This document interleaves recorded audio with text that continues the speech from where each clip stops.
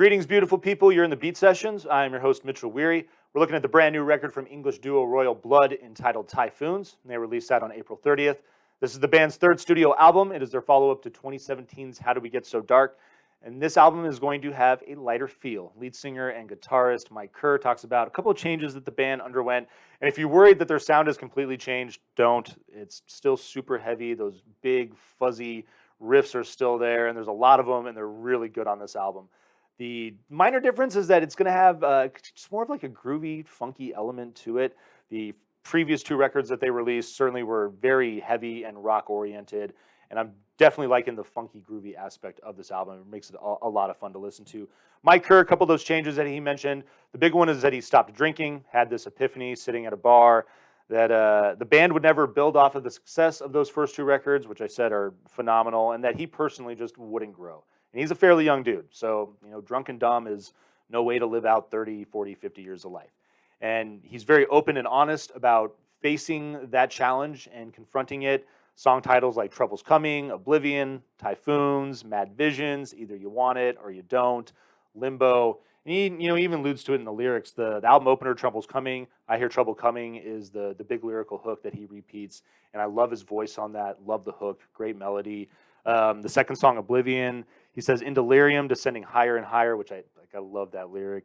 Can't live like this forever. And so the album very much focuses on that theme and really just digging his perspective as far as it's all about accountability. He's the one that realized he needed to make the changes that that needed to be made. And thankfully he did, because who knows if we would have gotten this record, who knows if it would be as damn good as it is. So I'm very thankful for that. Second thing that he talks about was working with Josh Homme. The beginning of 2019, him and drummer Ben Thatcher went out to LA. They recorded the song Boilermaker with Josh. And he talks about being in the studio with him and this just very open, constructive environment that Josh creates in the recording process. He says the thing he says most is, what if? We did this or we did that.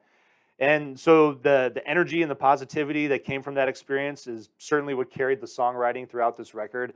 And it's funny, like reading iTunes, they're joking about the band themselves calls the project AC Disco. Some people have called it Black Sabbath, an allusion to the combination of Black Sabbath and ABBA, which, you can feel it again. There's this kind of disco pop element over the heavy grooves, but it makes me think of glam rock. I think of T-Rex, I think of David Bowie, and Josh Homme especially, Queens of the Stone Age. That's why I love them so much. Josh Homme definitely tapped into that glam rock genre and incorporated those heavier riffs, that heavier style into Queens of the Stone Age sound, and and especially them Crooked Vultures as well. Really dig both of those projects. Just love Josh and his work, and I'm loving his influence on this record. The first three tracks are bangers. I will say the one drawback to all three, because they're all three riffs are so solid, and they're just such big, fast-paced tracks that it might take a few listens to really find the individual character of those three songs. So that's that was the thing I noticed listening to it. It doesn't mean they're bad. They're three incredible songs. Probably one of the best trio of songs to open an album that I've heard so far this year. I will say that about this record. Slows down a little bit with the track "Who Needs Friends." Just some simple, blunt honesty there, and it kind of feels like heavier, old Royal Blood stuff. So you're definitely gonna feel some of that older riff-heavy stuff as this album fleshes out and moves towards the back end of it, which I like. I feel like the tracks on the back end don't focus as much on the fast-paced dance element, and the character of those tracks is a little bit easier to differentiate between. Really like the song Limbo, though. You get best of new and old Royal Blood on that song, so really digging it for that reason.